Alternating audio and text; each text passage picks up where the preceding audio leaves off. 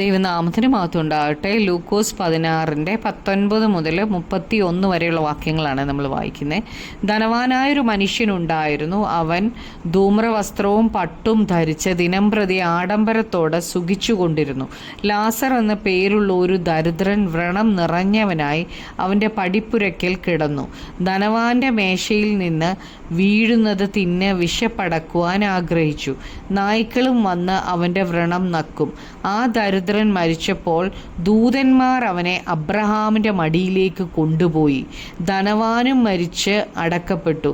പാതാളത്തിൽ യാതന അനുഭവിക്കുമ്പോൾ മേലോട്ട് നോക്കി.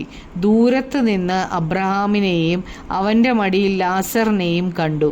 അബ്രഹാം പിതാവേ, എന്നോട് കനിവുണ്ടാകണമേ. ലാസർ വിരലിൻ്റെ അറ്റം വെള്ളത്തിൽ മുക്കി എൻ്റെ നാവിനെ തണുപ്പിക്കേണ്ടതിന് അവനെ അയക്കണമേ.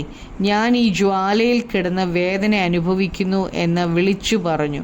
അബ്രഹാം, മകനെ, നിന്റെ ആയുസ്സിൽ നീ നന്മയും ലാസർ അവണ്ണം തിന്മയും പ്രാപിച്ചു എന്ന് ഓർക്ക. ഇപ്പോൾ അവൻ ഇവിടെ ആശ്വസിക്കുന്നു, നീയോ വേദന അനുഭവിക്കുന്നു.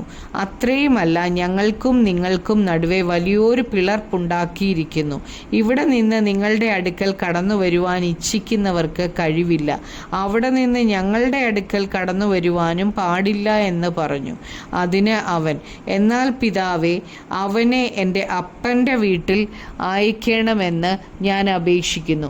എനിക്ക് 5 സഹോദരന്മാരുണ്ട്. അവരും ഈ യാതനാ സ്ഥലത്ത് വരാതിരിപ്പാൻ അവൻ അവരോട് സാക്ഷ്യം പറയട്ടെ എന്ന് പറഞ്ഞു. ഇംഗ്ലീഷിൽ വായിക്കുമ്പോൾ, he answered, then I beg you father, send Lazarus to my family, for I have 5 brothers. Let him warn them, so that they will not also come to this torment. അപ്പോൾ ലാസർ ധനവാന്റെ സഹോദരന്മാർക്ക് ഭൂമിയിൽ ചെന്ന പർദീസായെക്കുറിച്ചും യാതനാസ്ഥലത്തെക്കുറിച്ചും മുന്നറിയിപ്പ് കൊടുക്കാനാണ് അബ്രഹാം പിതാവിനോട് ധനവാൻ അപേക്ഷിക്കുന്നത്. എന്നാൽ Abraham പിതാവ് ധനവാനോട് പറയുന്നത് എന്തുവാ? അബ്രഹാം അവനോട്, അവർക്കോ മോശയും പ്രവാചകന്മാരും ഉണ്ടല്ലോ, അവരുടെ വാക്ക് അവർ കേൾക്കട്ടെ എന്ന് പറഞ്ഞു. അപ്പോൾ മോശ എഴുതിയതാണ് ബൈബിളിലെ ആദ്യത്തെ 5 പുസ്തകങ്ങൾ: ഉൽപ്പത്തി, പുറപ്പാട്, ലേവ്യ, സംഖ്യ, ആവർത്തനങ്ങൾ. ബാക്കി പ്രവാചകന്മാരായ എസ്രായും നെഹമ്യാവും യെശയ്യാവ്, ഇരമ്യാവ്, എസ്കേൽ ഇങ്ങനെ മുതലായ പ്രവാചകന്മാരെഴുതിയ, മോശയും പ്രവാചകന്മാരും എഴുതിയ ഈ ബൈബിൾ ജീവിച്ചിരിക്കുന്ന ധനവാന്റെ സഹോദരന്മാർ കേൾക്കാനും അറിയാനും ഭൂമിയിൽ ആളുകളുണ്ട്.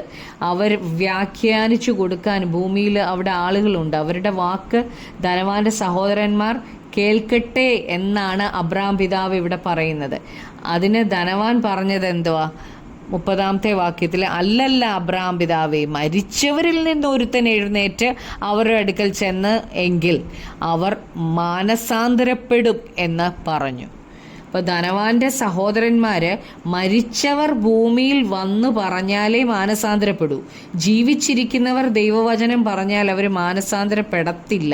ധനവാന് പണം ഉള്ളതുകൊണ്ടല്ല യഥാർത്ഥത്തിൽ ധനവാൻ യാതനാ സ്ഥലത്തേക്ക് പോയത്, മറിച്ച് താൻ ജീവിച്ചിരുന്നപ്പോൾ ദൈവവചനം കേട്ട് മാനസാന്തരപ്പെടാഞ്ഞതുകൊണ്ടാണ് താൻ യാതനാ സ്ഥലത്ത് എത്തിയത്.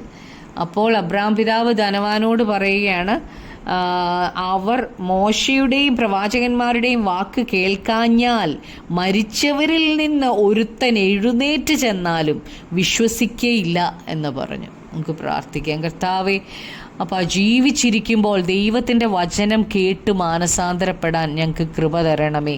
ആമേൻ.